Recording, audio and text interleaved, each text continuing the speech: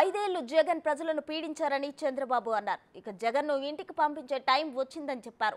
అధికారంలోకి వచ్చిన వెంటనే మెగా డిఎస్సి నోటిఫికేషన్ ఉంటుందని చంద్రబాబు హామీ ఇచ్చారు. 2019లోనే టీడీపీకి మరో అవకాశం ఇచ్చి ఉంటే పోలవరం పూర్తి చేసి ఉండేవాడినని అన్నారు. మెగా డిఎస్సి పెడతాను.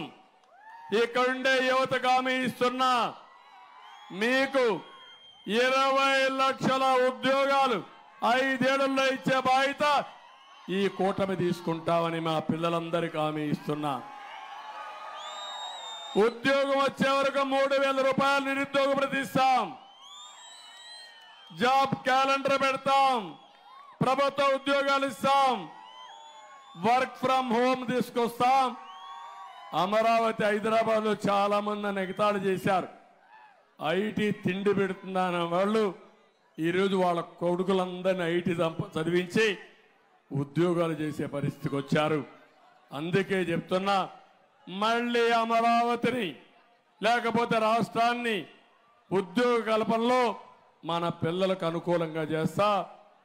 ఇక్కడ కూర్చొని ప్రపంచంలో ఏ కంపెనీలు కావాలన్నా పనిచేసే విధానానికి శ్రీకారం చుడతామని చెప్పి కూడా నేను మీకు తెలియజేస్తున్నా.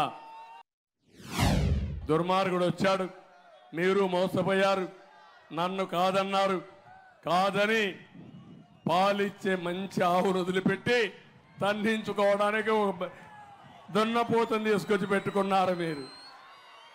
ఆ దున్నపోతు 5 ఏళ్లు తన్ని అలిసిపోయాం, బక్క చిక్కిపోయాం. ఇప్పుడు రోషం వచ్చింది.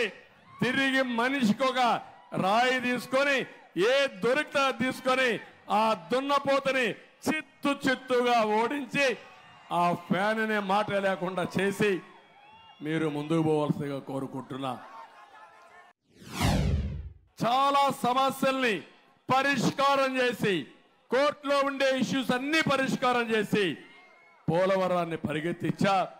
పట్టిసీమ తీసుకొచ్చి ఒకే సీజన్లో 120 టీఎంసీ నీళ్లు తీసుకొచ్చి కృష్ణా డెల్టాని స్టెబిలైజ్ చేసిన పార్టీ తెలుగుదేశం పార్టీ. 72% పూర్తి చేశాను. నేను ముఖ్యమంత్రిగా ఉండుంటే 2020కి ఆ ప్రాజెక్టు పూర్తయ్యేది. నా ఆలోచన ఉంటుంది. తాడికొండ ప్రాంతానికి కూడా నీళ్లు లేవు, తాగడానికి నీళ్లు లేవు. ఇక్కడే వైకుంఠపురం ప్రాజెక్టు కట్టి ఇక్కడి నుంచి నీళ్లు తీసుకుపోయి నక్రేకల్లో నీళ్లు వదిలిపెట్టి అక్కడ నాగార్జున సాగర్ రైట్ మెయిన్ కెనాల్కి వేస్తే నాగార్జున సాగర్ లో నీళ్లు వాడాల్సిన అవసరం లేదు.